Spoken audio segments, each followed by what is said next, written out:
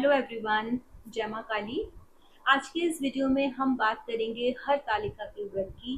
इस साल हरतालिका का व्रत कब आ रहा है, हरतालिका के व्रत की पूजन विधि क्या रहेगी, किन मंत्रों का जाप करना आपको बहुत जरूरी है इस व्रत के दौरान, पूजा की विधि क्या रहेगी। आप व्रत का पालन करने के अलावा ये भी जानेंगे कि पूजा करने का शुभ मुहूर्त कौन सा रहेगा। तो चलिए शुरू करते हैं हम इस वीडियो को। सबसे पहले तो हम ये जान लेते हैं कि हरतालिका का जो व्रत है वो क्यों किया जाता है और इसको कौन कर सकता है। तो देखिए, ये व्रत सुहागिन स्त्रियों के लिए होता है जो अपने पति की लंबी उम्र की कामना के लिए व्रत करती हैं। ये व्रत बहुत ज़्यादा कठिन होता है क्योंकि ये निर्जला रहता है और इस व्रत को कुंवारी कन्याएं भी कर सकती हैं अच्छे वर की प्राप्ति के लिए। अब ये व्रत होता किस दिन है? ये व्रत उत्तरा भाद्रपद की तृतीया तिथि को रखा जाता है और इस व्रत में माता पार्वती ने बहुत कठिन तपस्या की थी, निर्जला व्रत रखा था आज के दिन। ये व्रत बहुत कठिन व्रतों में से एक व्रत है क्योंकि ये निर्जला रखा जाता है। 6 सितंबर 2024 शुक्रवार को जो सूर्य उदय का समय है वो 6:14 है। सूर्यास्त शाम 6:35 पर होने वाला है। ब्रह्म मुहूर्त सुबह 4:38 से लेकर 5:26 तक रहेगा। राहु काल सुबह 10:30 से 12 बजे तक रहेगा। तो आप लोगों को सुबह 10:30 से लेके 12 बजे तक के बीच में पूजा नहीं करनी है।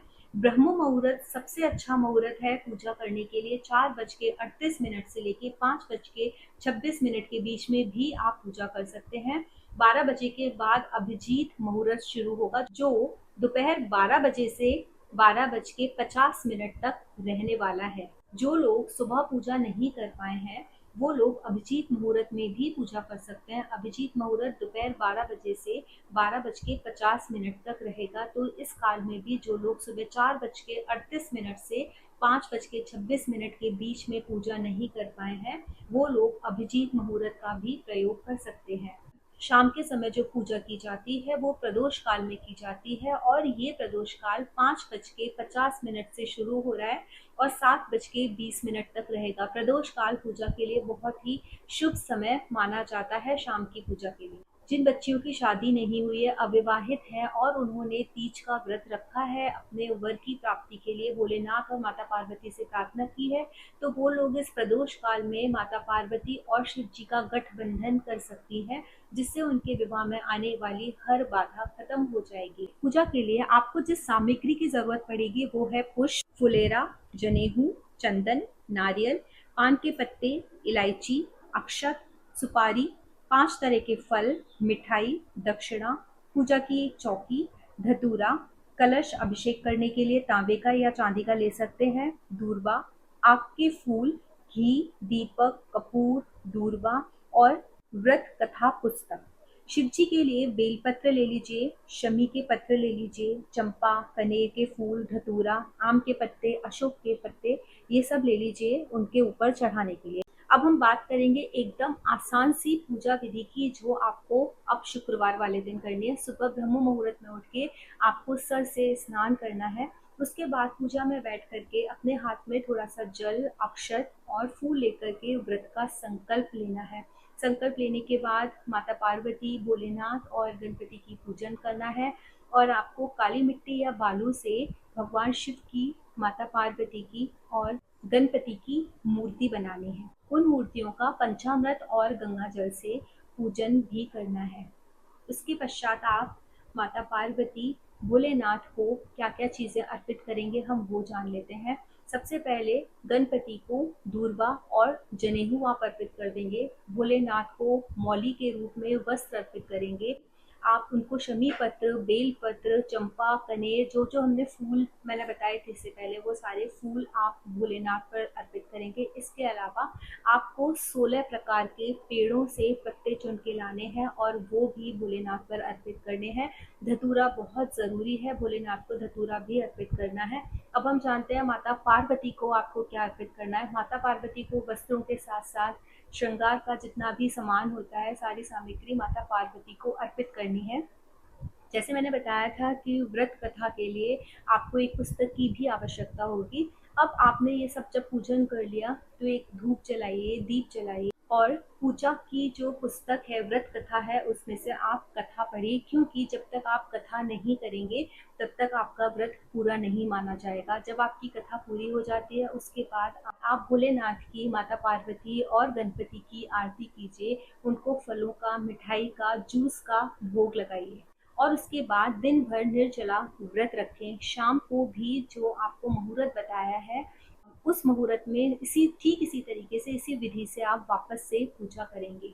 इस व्रत में रात्रि जागरण का बहुत ज़्यादा महत्व है। अगर आप रात्रि जागरण कर सकते हैं, रात भर जग सकते हैं तो बहुत अच्छा है।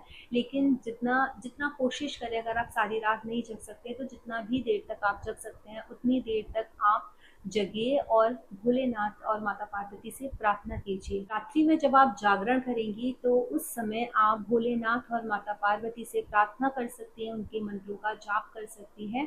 सुबह उठ कर के आपको करना क्या है कि आपको ठीक उसी तरीके से सुबह ब्रह्म मुहूर्त में नहाना है, माता पार्वती और भोलेनाथ की पूजा करनी है। माता पार्वती को सिंदूर अर्पण करना है और वही सिंदूर आपको अपनी मांग में भी लगाना है। अब आप व्रत का पारणा शनिवार वाले दिन करेंगे, मतलब आप व्रत जो खोलेंगे वो शनिवार वाले दिन खोलेंगे सूर्य उदय के बाद। 6:15 से लेके 7:15 तक के बीच का जो समय है उस वक्त आप अपना व्रत खोल सकते हैं। व्रत खोलने के समय आपको पानी, दूध, जूस, कुछ इस तरीके की चीज़ें रखनी चाहिए जिससे आप अपना व्रत खोल सकें और उसके कुछ समय पश्चात आप सात्विक भोजन ग्रहण करेंगे। उसके बाद आप लोग जो मिट्टी की मूर्तियाँ बनाई थी भोलेनाथ, माता पार्वती और गणपति की, उन मिट्टी की मूर्तियों का विसर्जन करें। जितना भी फूल और पूजा सामग्री है उसका भी विसर्जन करें। माता पार्वती को जो आपने सुहाग का सामान चढ़ाया था वो सारा सामान किसी भी योग्य ब्राह्मणी को आप वो दान में दे सकते हैं। और उसके बाद आप लोग अपने व्रत का पारणा करना चाहिए, जिसका शुभ मुहूर्त मैंने ऑलरेडी आपको इस वीडियो में बता दिया है।